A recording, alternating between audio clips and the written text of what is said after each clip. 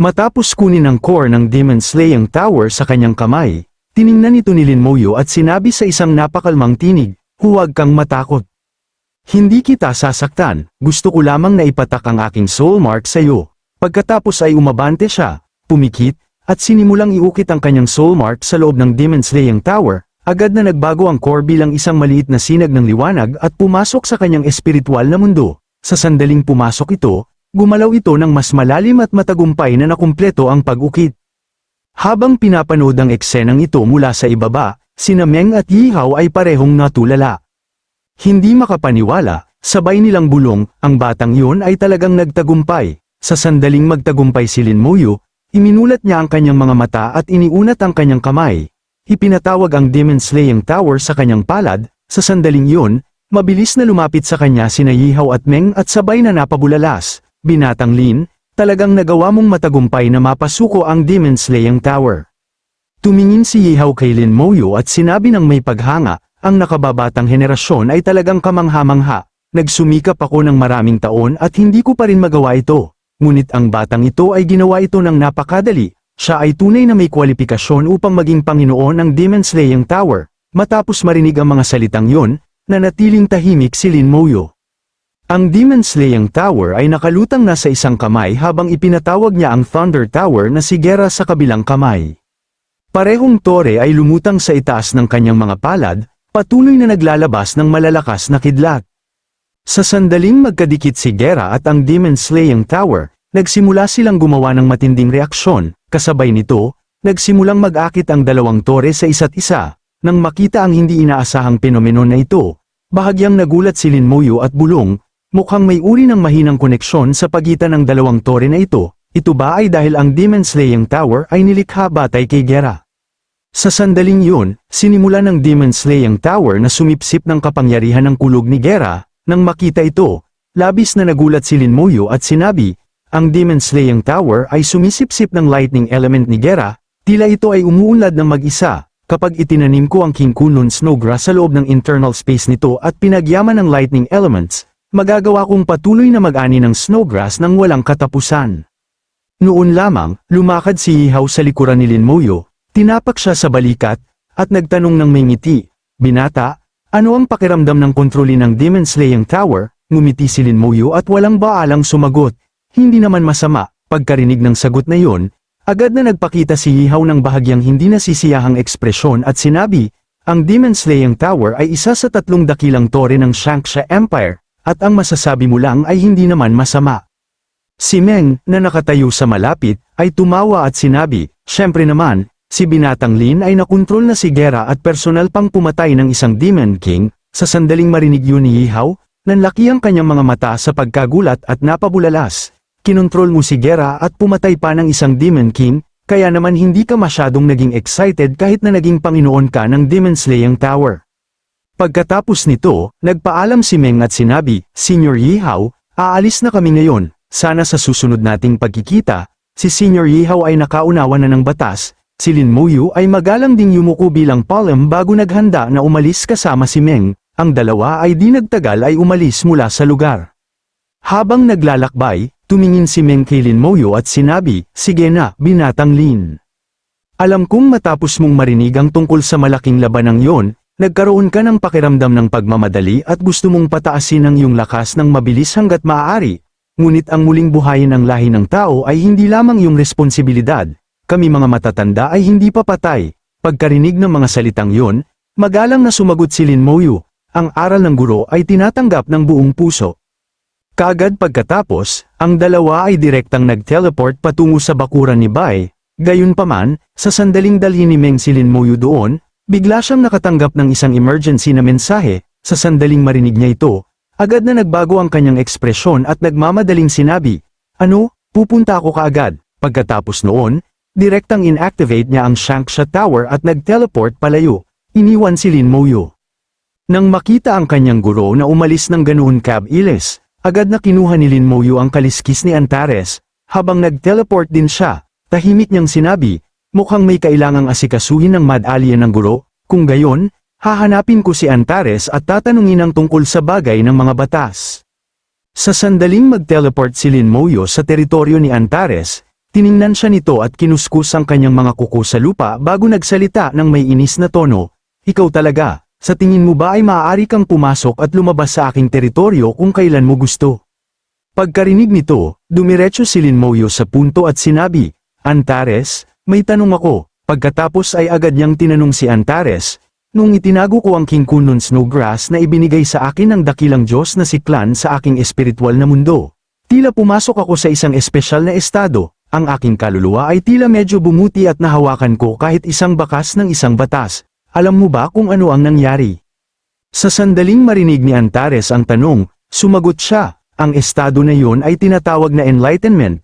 Habang nasa estado ng enlightenment, ang iyong kaluluwa ay pansamantalang tumataas sa mas mataas na antas. Sa tingin mo ba ay ang mga batas ay maaari lamang ma-master pagkatapos maabot ang level 96? Mali, lubos na mali, hanggat ang iyong kaluluwa ay umabot sa antas ng isang level 96 na kaluluwa, magagawa mong makipag-ugnayan sa mga batas. Sa sandaling marinig ni Lin Moyo ang paliwanag na yon, labis siyang nagulat, pag-iisip tungkol dito, bulong niya, ganoon pala yon, sa madaling salita, sa aking kasalukuyang lakas ng kaluluwa, may pagkakataon din akong makaunawa ng mga batas, ngunit ang kahirapan ay napakataas. Sa sandaling yun, itinaas ni Antares ang isa sa kanyang mga kuko at itinuro ang isang matalas na kuko kay Lin Moyo, inactivate ang kapangyarihan ng mga batas. Sinabi niya, sa teorya, tama yan, gayunpaman, ang paggamit ng mga batas ay nangangailangan ng soul power bilang suporta. Kung ang iyong kaluluwa ay hindi sapat na malakas at puwersahin mong gumamit ng isang batas, sa pinakamabuti ay magdaranas ka ng matinding pinsala at sa pinakamasama, ang iyong kaluluwa ay ganap na mapapawi. Yun din ang dahilan kung bakit itinakda ng lahi ng tao ang level 96 bilang pinakamababang threshold. Matapos sabihin yun, nagpatuloy si Antares sa pagpapaliwanag, syempre, kung paminsan-minsan mo lamang ginagamit ang isang batas, kung gayon ang pag-abot sa level 96 ay hindi ganap na kinakailangan, ang aming lahi ng dragon ay nagtataglay ng maraming pamamaraan na nagpapahintulot sa amin na gumamit ng mga batas kasing aga ng level 90, pagkarinig nito, agad na sumagot si Lin Moyo, ang mga iyon ay pamamaraang ginagamit ng lahi ng dragon, ako ay tao, kaya hindi ko magagamit ang mga ito. Sa sandaling marinig yun ni Antares, sumangot siya at sinabi, mayroon talagang ilang pamamaraan na magagamit din ng mga tao. Halimbawa, ang soul splitting method. Sa sandaling marinig ni Lin Moyo ang mga salitang yun, mabilis siyang nagtanong, soul splitting method. Ano yun? Pagkatapos ay sinimula ni Antares na ipaliwanag ang pamamaraan. Ang soul splitting method ay nagsasangkot ng paghiwalay ng maliit na bahagi ng iyong kaluluwa ng maaga. Kapag gumamit ka ng isang batas, ang pinaghiwalay na piraso ng kaluluwa ay sasalo ng backlash bilang kapalit ng iyong pangunahing kaluluwa. Kapag ang piraso na iyon ay nawasak, ito ay nagdudulot lamang ng maliit na pinsala sa pangunahing kaluluwa. Hanggat hindi ka gumagawa ng napakaraming ganoong soul fragments, ang epekto sa iyong tunay na kaluluwa ay hindi magiging makabuluhan. Gayunpaman, sa sandaling mapagtanto ni Antares na malamang ay hindi niya dapat isiniwalat ang pamamaraang ito, agad siyang tumigil sa pagsasalita. Tumingin siya ng may inis kay Lin Moyo at sinabi, buti naman. Ginamitan mo na naman ako ng daya para ilabas ito. Bahagyang ngumiti si Lin Moyo at may inosenteng ekspresyon na sumagot, magkaibigan naman tayo, hindi ba? Sa sandaling marinig ni Antares ang salitang magkaibigan, bahagyang lamambat ang kanyang ekspresyon, itinaas niya ang isang kuko at marahang hinawakan ang isang kuko sa noo ni Lin Moyo at sinabi, bitawan mo ang iyong mga depensa at hayaan mo akong pumasok sa iyong espiritual na mundo. Pagkatapos, pumasok si Antares sa kanyang espiritual na mundo at sinimulang tumingin sa paligid. Nang makita ang lahat sa loob, hindi niya napigil ang mapabulalas, Diyos ko. Napakarami palang bagay sa loob ng iyong espiritual na mundo. Kasabay nito, naisip niya sa kanyang sarili, ang batang ito ay nagtatago ng napakaraming lihim, ngunit handa pa rin niya akong papasukin sa kanyang espiritual na mundo. Tila talagang pinagkakatiwalaan niya ako. Pagkatapos ay inactivate ni Antares ang pamamaraan at ipinakita ito sa loob ng espiritual na mundo ni Lin Moyo. Habang ginagawa yon, sinabi niya, ito ang soul splitting method. Kapag may oras ka, pumasok ka sa iyong espiritual na mundo at pag-aralan mo itong mabuti. Kapag na-master mo na ito, magagamit mo na ang mga batas gaya ng inilarawan ko.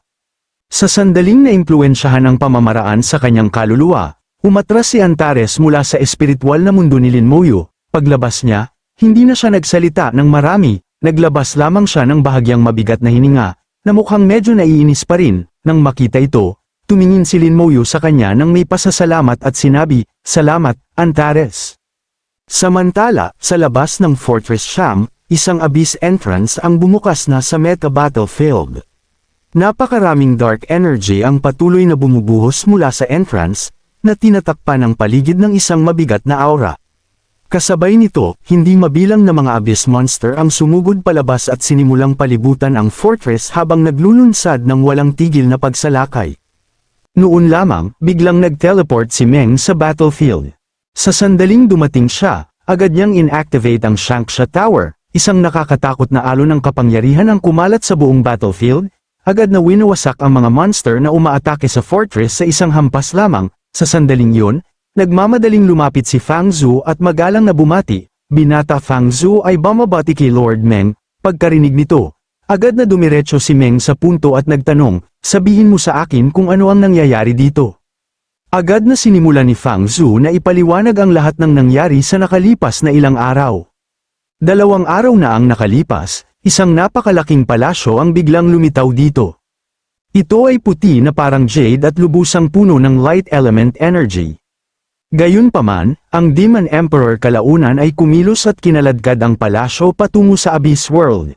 Pinaghihinalaan nila na ang palasyong ito ay maaaring konektado sa Diyos ng Liwanag. Sa sandaling marinig yun ni Meng, agad na nagbago ang kanyang ekspresyon, walang sinayang na oras, nagtanong siya, nasaan ang White God at ang Mad God? Agad na naging kinakabahan ang ekspresyon ni Fang Zhu habang sumasagot, ang dalawa sa kanila ay pumasok sa Abyss Vortex.